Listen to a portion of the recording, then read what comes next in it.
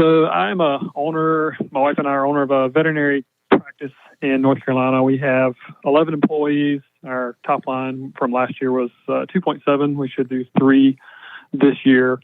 And my question was about passing along credit card fees to the clients. I wanted your opinion on what you thought about it just in general, and then how to implement it. We are currently paying about $40,000 a year in credit card fees right now. So my plan was to start surcharging, which is where we charge 3% for credit card use. That fee would be passed along to the clients, and then the clients would have debit cards, cash or check as an option to pay with no fees to them. If you run a debit card like a credit card, it still gets you with a merchant fee. The only way a debit card works is if they run the PIN number and treat it like an ATM. Okay. Yeah, so I think our percent would drop to 1 to 1.5% if we covered the debit fees ourselves. Okay. All right. So 40,000. So out of your $3 million, are you only running $1 million worth of credit card fees? I'm not sure the exact. That sounds low. Yeah, I would have guessed most people walk in and pay for their vet bill with their card. They do. We're a little bit more out of the city a little bit, so the country folks tend to carry a little bit more cash, and we do a lot more debit. We still take checks. It's not a lot, but it's definitely lower than you would expect for our gross revenue. Yeah. Yeah. So okay. So you got a large animal practice too, then? No, we're strictly small. We're just outside of the city. Okay, I got you. Okay. Well, I mean, there's 2 approaches you can use. I'm thinking about like our website. We don't take credit cards, but we do take debit cards, and we get charged a merchant fee just like you do for running a credit card. When you use a credit card or a debit card on a website, it's processed through the Visa system, and we still get hit with the 2.5, whatever it is, the merchant fees. Okay? So in a situation like that, a vendor or a retailer like me in that situation, we just build, that's just one of our cost of operation. There's virtually no way to buy on the website except that, right? So I'm almost 100% of my transactions are that. If you're buying a book on the Ramsey Solutions site, right? And that kind of thing, okay? So I'm going to get hit with that. So I just have to build that into my pricing. And so you could just say, all right, 50% of our, we have a $40,000 cost associated with these stupid cards. And so we're going to raise our prices by the equivalent of $40,000 out of $3 million, which is not much. I mean, it's, 1% or something, right? Yeah, I haven't done the math, but that was the 2 schools of thought. You can go that way, or you can do a surcharge. If you're trying to dissuade them from using them, the surcharge will do that. And in your case, in your space, it wouldn't be as unusual, but if you went to a restaurant and they did that, it would piss you off. Yeah, so that's my hesitation in doing it, is that we don't sell widgets. We're very much, there's emotions involved and the human-animal bond, and we're dealing with clients who are trying to make decisions for their pets. So I don't want them to feel nickel and dimed, but also raising the prices kind of hurts everybody, as opposed to the people that are paying with credit cards versus that are paying with cash. And you would prefer them not to run it on a card, and you're saying that. So a place where I see that often is like buying on an online auction site, like a classic car site or a gun broker site type thing. You'll often see price plus a credit card fee if you're going to run it on a credit card.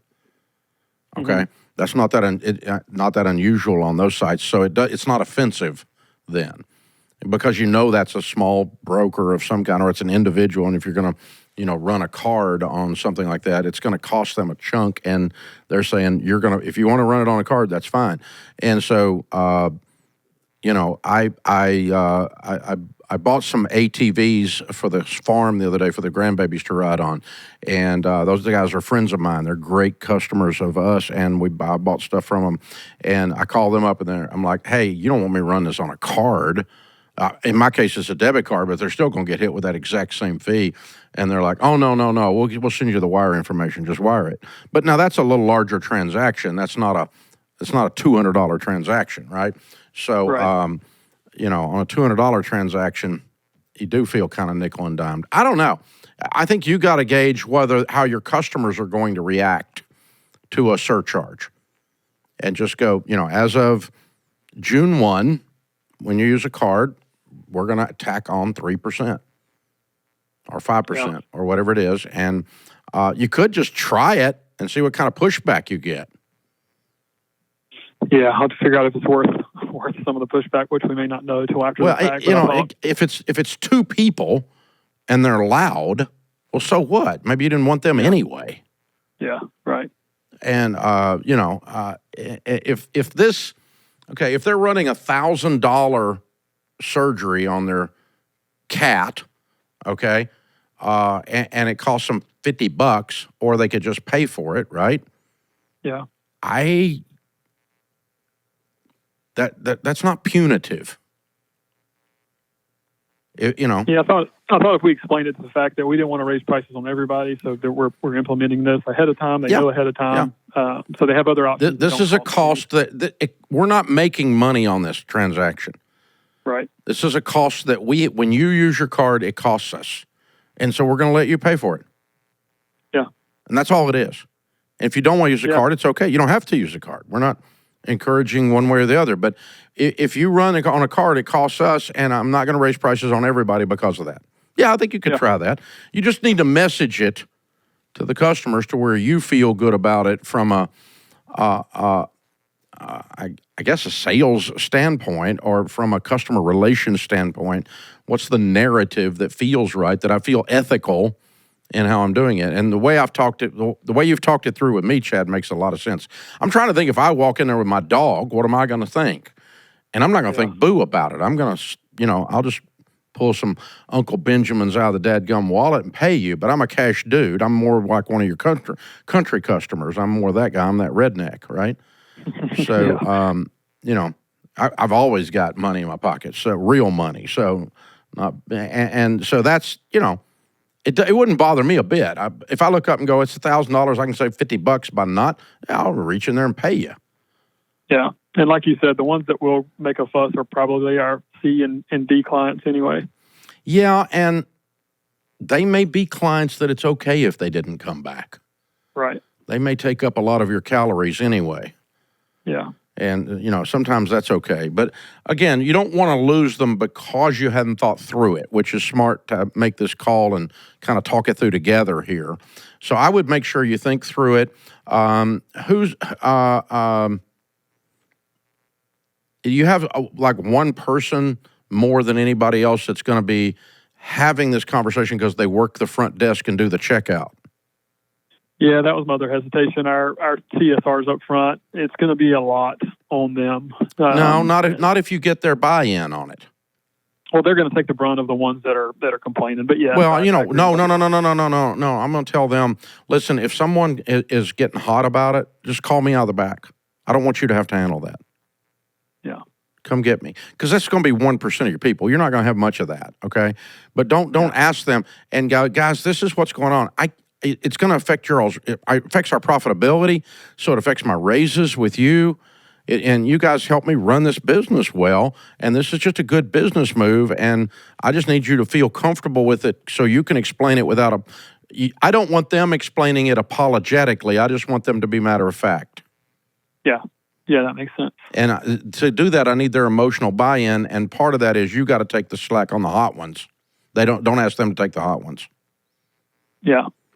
What are your thoughts on having some sort of, I guess, a bonus or something for the staff to say, hey, I know we got this big transition. Here's a little something extra. You know what? I think it's a bigger transition to you than it is anybody else.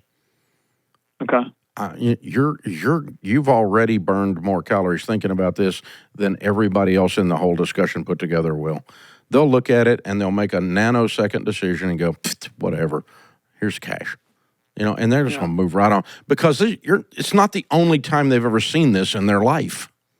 Right. Yeah, it's becoming more common. We've just discussed that I've seen it other places. And how would if I am your customer and I'm walking in there, the persona of your customer, how are they going to feel? You know, it's really, let me tell you who's going to gripe. somebody's broke. They got no money, and the only way to fix their animals is go in debt, and they're putting it on a credit card. And they're already broke, and they're already pissed about money, and now they got to fix an animal, and so now they're super pissed, and that's who's going to gripe. It's broke people. Yeah. But people that have money, they're not going to think about it twice. Does that make sense? Yeah. Yeah, it does. We certainly have a wide range of clientele. Yeah. But I mean, that's it's going to be the money stress thing to go with the animal stress thing. You know, I'm already broke. I'm already living paycheck to paycheck. I've already got credit card debt. And then the dadgum cat got out in the road. You know, I mean, it's just that's who it is. And then somehow that's going to be your fault, right? So, I mean, if you go to the dentist, the people that gripe at the dentist are the ones that are broke.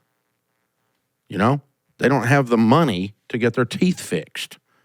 And so they're having to figure out a way to finance their teeth. You know, and it's the same thing. And that's another place, by the way, you'll see something like you're doing right here as a professional situation like that. I wouldn't be surprised at all if I walked into a dentist and they said, okay, you can run it on a card. We can bill you and not, or whatever. And if you pay cash right now, here's the price. And that wouldn't be an unusual transaction at all, I think, in today's world. So cool stuff, man. Interesting discussion. Good luck with that. Just make sure you got good communication and you're not doing it apologetically. That'd be my thing.